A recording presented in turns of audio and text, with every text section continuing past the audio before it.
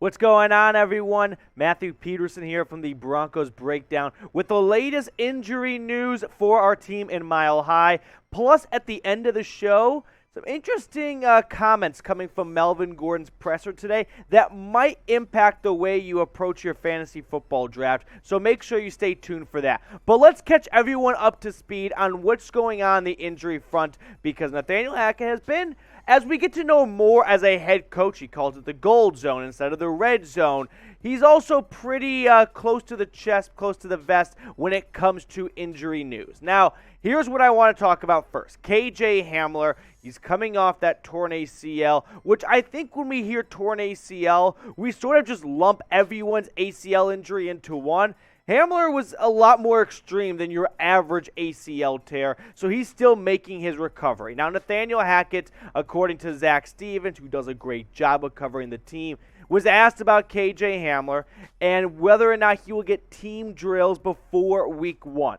He said, "God, I hope so. He's been working so hard. It's such a unique story such a unique injury with what he had that we just want to be sure that we're smart with it. We want him out there, but we don't want him to have any setbacks." So Hamler might be back on paper, so to speak, but he's not going in live team drills. He did not play against the Cowboys, which then again, no one who was really up there on the depth chart played a single snap anyway, but he's working his way back from not just a torn ACL, but also an injured hip that he suffered in week 3 last season. In fact, if you remember, a couple of months ago, he shared a story about his recovery and road back from this injury, and I think it's important to get some of the details down because it's just not a regular injury, all right? Not just a torn ACL in his left knee, but also a dislocated hip on his left side. He said he had numb legs for 2 to 3 days. His new ACL in his left knee is from his patella in his right knee. So they had to go in and operate on not just his left, but also his right knee. Producer Marsh raised his eyebrows when I said that. He was in a hospital bed for 14 days, and he said he lost over 40 pounds, couldn't even shower for a week. So this is not just a simple ACL, we'll see you in 6 to 8 months. Okay, this is a major recovery, and I am wishing number one for the Broncos the best of luck in that recovery. I invite you to do the same. Hit that thumbs up icon. I can't guarantee liking the video will get him back on the field any sooner, of course. This is not witchcraft, but I do want to believe Hamler's going to be looking himself up in the Google box and whatnot, and he wants to see that Broncos country has his back. So like this video to show him that you are wishing him a speedy recovery. May not be week 1. If you remember, for example, quick sidebar, Odell Beckham Jr. tore his ACL mid-season 2020. Everyone thought he would be ready to go week 1 2021. Actually wasn't the case. Needed a couple more weeks. So be patient. This is not a run-of-the-mill routine ACL surgery. We'll see in a couple months. All right, next injury report news here on Randy Gregory, the big free agent acquisition. He is back, guys. I put back initially, but I didn't want anyone to think he had a back injury. But no, he is back, and he is pumped to be back, okay? Zach Stevens once again reporting that Nathaniel Hackett said Randy Gregory is so juiced to be back on the field and playing. He brings so much juice. He better, because George Paton opted to go 5 years, $70 million with Randy Gregory. We'll never know how close they really were on bringing Von Miller back, but it definitely felt like it was one or the other. I'm hoping the best for Gregory. He's never been able to play a full season. Hopefully that can change now that he's with the new team in Denver. So let's ask you guys this question here to predict this for me. How many sacks for Randy Gregory in 2022? Do you want to get into double digits year 1? It's a big number. Let me know what your prediction is down below in the comments section. I'll be looking. All right, next injury report to report on here is offensive guard Netane Muti, kind of the swing guard right now. Now, he's been missing from practice for a couple of days, and the truth finally came out. He underwent arthroscopic knee surgery a couple of weeks ago, earlier this month, and he is expected to return around week 1, okay? That's sort of the rough timetable. Tends to usually maybe be a little bit longer than that. I'm not saying in this specific case, but in general, people are always optimistic and eyeing week 1. And then week 1 rolls around and you're like, you know what? We're not going to push it for just one game.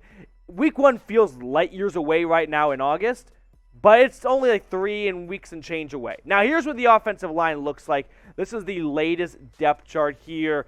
And like I said, right now, Muti and Glasgow are sort of battling to be that 6th man, not the swing tackle, but hey, if a guard or a center goes down, they're going to be the first guy up. I mean, Muti was battling for the left guard spot with Dalton Reisner. We might have had a complete guard overhaul because Quinn Miners is looking like he's in the driver's seat to start at right guard. Muti was battling with Reisner for the left guard spot, and ultimately missing most of camp. The nod's going to go to the incumbent. So it will be interesting to see just how much maybe this sets him back in a battle for the 6-man job, right, with Glasgow. Kind of off the bench, hey, we need help on the interior offensive line. Who are we turning to first? Will it be the vet or will it be the young guy, Muti? So just the injury front over there. Now, before we get to the rest of the cast and crew, we have a sub battle going on this week. We had a hour-and-a-half, Marsh, was it like a 90-plus minute chat sports meeting today?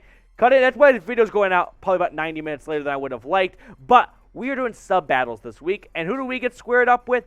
The frickin' Raiders report. Now, they've got a slight edge on us, but I'm not giving up on Broncos country, even though the rest of the office is. So help me beat the Raiders report in subs this week. Let's beat the faders. Subscribe if you hate the Raiders, or if you just want free Broncos content. It's a pretty good deal if you ask me. Next injury report is on Jonas Griffith, the starting inside linebacker who went down early in the Cowboys game. Was a real bummer to see. Ultimately, it was a left elbow injury, a dislocated elbow when he went down, and he's eyeing again. This has sort of been the MO for the Hackett regime. This isn't like me putting into stone, but they have been very aloof with injuries, and that's okay. I mean, personally, you see this a lot. First-year head coaches, training camp, they don't want too much to get out. They want to keep it close and internal. They don't want other team spies figuring out stuff from their side of things here. So they're keeping things on the hush-hush right now. But Jonas Griffith expected to return around week 1. Might be a little before. Probably will bleed into a little bit after that. I'm guessing because the Broncos went out. They signed Joe Schobert from free agency, who was with the Steelers last year. If it wasn't a major serious injury, they probably would have rolled with just Josie Jewell, Alex Singleton, Stranad, but ultimately they felt it was serious enough to bring in not just any kind of young inside linebacker who bounced from practice squad to practice squad, but a guy who's been to the Pro Bowl, Joe Schobert, who got a big contract from the Jags, didn't work out over there. So that is the latest on Jonas Griffith. Hopefully he will be ready to go sooner rather than later. Last guy to report on here, the starting center, Lloyd Cushenberry.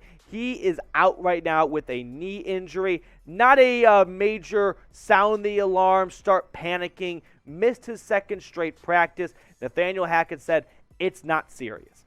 To me, this is your classic, it's mid-August, why push it?